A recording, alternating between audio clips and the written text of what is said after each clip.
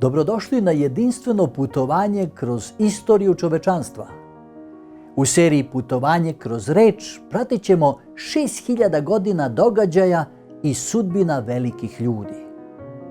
Ali da bismo razumeli svet kakav poznajemo, moramo krenuti od samog početka, od ličnosti koja je veća od vremena, od koje je sve počelo, koja nema svoj početak i kojoj dugujemo postojanje.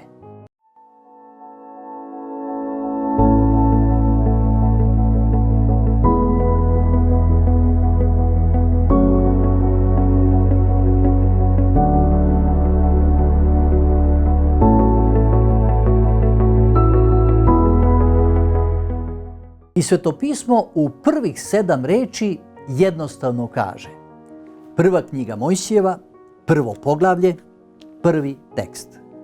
U početku stvori Bog nebo i zemlju.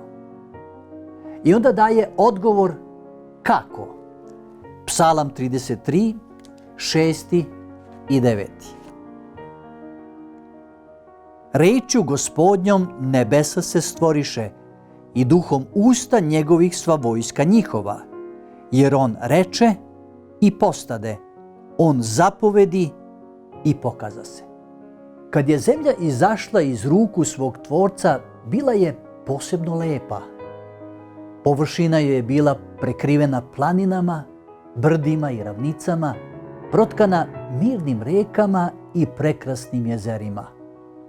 A planine i brda nisu bili strmi i surovi, prepuni litica i ponora kao danas. Svuda je bila plodna zemlja po kojoj je raslo bogato zeleno rastinje. Nije bilo odvratnih močvara ili neplodnih pustinja. Oči su na svakom mestu gledale predivno žbunje i nežno cveće. Visoravni su bile okružene stablima veličanstvenijim od onih koji danas postoje. Vazduh je bio čist i zdrav. Pošto je stvorena zemlja sa životinjskim i biljnim svetom, na pozornicu je doveden čovek, kruna stvorenja, onaj za koga je ova prekrasna zemlja bila namenjena. Njemu je bila dana vlast nad svim što oko može videti, jer Svetopismo kaže u 1. Mojsijevoj 1. poglavlju 27. i 28. tekst. I stvori Bog čoveka po obličju svojemu, po obličju Božjemu stvori ga, muško i žensko stvori ih. I blagoslovi ih Bog i reče im Bog: rađajte se i množite se i napunite zemlju i vladajte njom i budite gospodari od riba morskih i od ptica nebeskih i od svega zverinja što se miče po zemlji. Ovdje je jasno izneto poreklo ljudskog roda, a božanski je zapis jasno napisan tako da nema razloga za pogrešne zaključke. Bog je čoveka stvorio prema svojoj slici. Ovdje nema tajne. Nema osnove za pretpostavku da se čovek postupno razvio od nižih oblika životinjskog ili biljnog sveta. Ovakva učenja spuštaju veliko stvoriteljevo delo na nivo čovekovih ograničenih zemaljskih ideja. Ljudi su tako skloni isključiti Boga iz suvereniteta nad svemirom da oni ponižavaju čoveka i lišavaju ga dostojanstva njegovog porekla. Kad je on, koji je stvorio zvezdane svetove i umetnički obojio poljsko cveće, koji je nebo i zemlju ispunio čudesima svoje sile, došao je da stavi krunu na svoje slavno delo. Nije propustio stvoriti biće dostojno ruke koje mu je dala život. Rodoslovlje naše rase, kao što ga iznosi nadahnuće, ide unazad do velikog stvoritelja, a ne do niza početnih oblika života mekušaca i četvoronožaca. Premda načinjen od praha, Adam je bio sin Božji. Čovjek je trebao odražavati Božje obličje spoljašnjim izgledom i karakterom. Njegova priroda bila je u skladu sa Božjom voljom. Njegov je bio osposobljen da shvati božanske predmete. Njegove su misli bile čiste, njegov apetit i želje pod kontrolom uma. On je bio svet i srećan što je stvoren po Božjem obličju i za poslušnost njegovoj volji. Kada je čovjek izašao iz ruku svog stvoritelja, bio je plemenitog stasa i savršenog sklada. Njegov izraz lica imao je rumeni ton zdravlja i zračio radošću života. Adam je bio viši od ljudi koji danas žive na zemlji.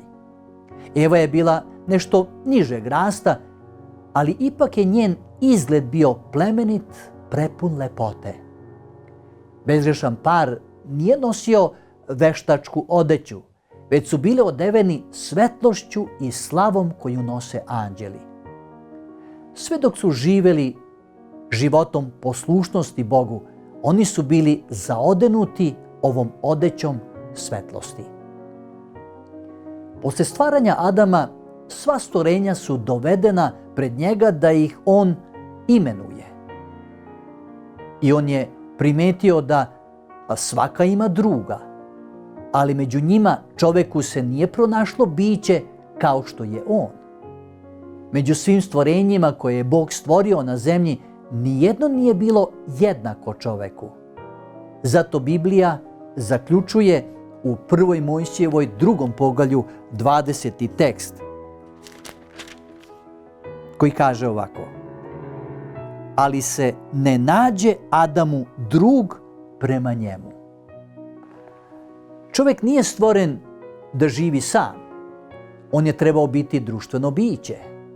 Bez druga, prekrasni prizori i ugodni posao u Edemu ne bi doneli savršenu sreću. Čak i zajednica sa anđelima nije mogla zadovoljiti njegovu čežnju za razumevanjem i društvom.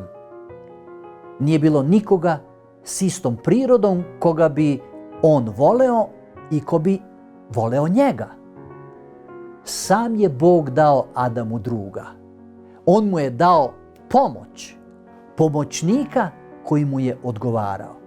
Nekoga ko mu je odgovarao kao drug, nekoga ko će biti jedno s njim u ljubavi i razumevanju. Eva je stvorena od rebra uzeta iz Adamovih grudi, upućujući na to da ga ona ne treba kontrolisati kao gospodar, niti treba biti podređena, već jednaka s njim, da je on voli i čuva. Kao deo čoveka, a kost njegovih kostiju, meso od njegovog mesa, ona je bila njegova druga priroda, iskazujući usko zajedništvo i nežnu odanost koja je trebala obeležavati ovaj odnos. I zato Svetopismo zaključuje u 1. knjizi Mojsijevoj 2. poglavlju 24. tekstu: zato će ostaviti čovjek oca svojega i mater svoju i prilepit će se k ženi svojoj i bit će dvoje jedno telo. A Bog je proslavio prvi brak. Tako je stvoritelj svemira bio utemeljivač ove institucije. Brak je bio jedan od prvih Božjih darova čoveku i jedna od dve institucije što ih je posle pada u greh Adam poneo sa sobom izvan rajskih vrata. Dragi moji, kad se božanska načela uvide i slušaju, brak je blagoslov. On čuva čistoću i sreću ljudskog roda. On ispunjava čovekove društvene potrebe i uzdiže njegovu fizičku, intelektualnu i moralnu prirodu. Šta je Bog za prvi bračni par još učinio? Čitamo u 2. poglavlju 8. tekstu. I nasadi Gospod Bog vrt u Edemu na istoku i onde namesti čoveka kojega stvori. Sve što je Bog načinio bilo je savršenstvo, lepote i činilo se da ništa ne nedostaje što bi doprinelo sreći svetog para. Ali ipak, time što je načinio vrt, stvoritelj im je pokazao još jedan znak svoje ljubavi.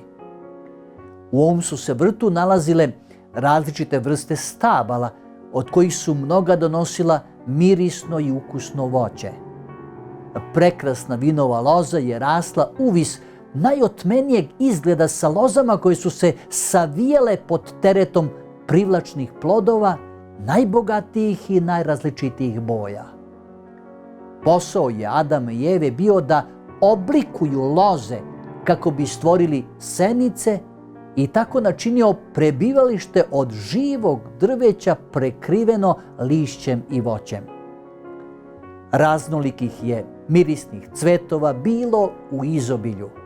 U sredini vrta stajalo je drvo života, čija je slava nadmašivala sva ostala stabla, imala je silu da daje život. Stvaranje je tada bilo gotovo. I to Svetopismo potvrđuje na sljedeći način u 1. poglavlju 31. tekstu. Tada pogleda Bog sve što je stvorio i gle, dobro beše veoma, i bi veče i bi jutro, dan 6. A u 2. poglavlju, u 1. tekstu, kaže tako se dovrši nebo i zemlja i sva vojska njihova. Veliki Bog postavio je temelje zemlji. On je ceo svet odenuo odećom lepote, ispunio ga svim što je korisno za čoveka. On je stvorio sva čudesa na zemlji i moru. Veliko delo stvaranja je bilo završeno za 6 dana. I u 2. poglavlju, u 2. i 3. tekstu nastavlja. I svrši Bog do 7. dana dela svoja koja učini, i počinu u 7. dan od svih dela svojih koje učini. I blagoslovi Bog 7. dan i posveti ga, jer u taj dan počinu od svih dela svojih koja učini. Bog je sa zadovoljstvom posmatrao delo svojih ruku. Sve je bilo savršeno, dostojno svog Tvorca i on se odmarao ne od iscrpljenosti, već zadovoljan plodovima svoje mudrosti i dobrote i prikazima svoje slave. Priroda govori našem razumu, objavljujući da postoji živi Bog, stvoritelj, vrhovni vladar svega. Lepota koja prekriva zemlju znak je Božje ljubavi. Mi je možemo vidjeti u drevnim brdima, visokim stablima, u pupoljcima i nežnim cvetovima. Sve nam govori o Bogu. Bog nudi ljudima otvorenu veliku knjigu prirode i na taj način pokazuje svoju mudrost, moć i ljubav. U okruženju Svetog Para je bila pouka za sva vremena da se istinska sreća ne nalazi u popuštanju, ponosu i bogatstvu, već u zajednici s Bogom kroz njegova stvorena dela. Briga za vrt bila je poverena stanovnicima Edema sa rečima da ga radi i da ga čuva. A njihova aktivnost ih nije umarala, već zadovoljavala i osvežavala. Bog je odredio rad kao blagoslov za čoveka da zaposli njegov ojača njegovo telo i razvije njegove sposobnosti. Adam je u umnoj i fizičkoj aktivnosti našao jedno od najvećih zadovoljstava svog svetog postojanja. Naš stvoritelj, koji zna šta je potrebno za čovekovu sreću, odredio je Adamu posao. Zato i danas istinsku radost života nalaze samo ljudi i žene koji rade. Sveti prvi par nisu bila samo deca pod Božjom očinskom brigom, već studenti koji su primali pouke od sveznajućeg stvoritelja. Adam je poznavao svako živo stvorenje, od moćnog levijatana koji se igrao u vodi do moljca koji je uživao na sunčevim zracima. On je svima dao ime i upoznao se sa njihovom prirodom i navikama. Sve dok su ostali verni božanskom zakonu, njihova sposobnost da spoznaju, uživaju i ljube trebala je rasti. oni bi neprekidno sticali nova blaga znanja, otkrivali nove izvore sreće i sticali sve jasniju i potpuniju sliku o nemerljivoj, nepresišnoj Božjoj ljubavi. Ako je na početku čovek u potpunosti odražavao obličje svoga stvoritelja, onda i naša nada danas počiva u tome da nas Bog poziva natrag ka onome što smo izgubili. Događaj o stvaranju nije samo sećanje na ono što je bilo, već poziv na ono što možemo ponovo postati, bića koja nose njegov karakter, njegovu dobrotu, njegovu svetlost. Povratak izgubljenoj sličnosti nije samo povratak početku, to je povratak Bogu. Događaj o početku otkriva ko smo uistinu bili, a Božji poziv otkriva kakvi možemo ponovo postati. Povratak izgubljenoj sličnosti nije mit, već Božji plan za svakog čoveka. Ovo je bio prvi deo našeg putovanja kroz reč i samim tim se ovde ne završava. Naprotiv, tek počinje. Vidimo se u narednoj emisiji.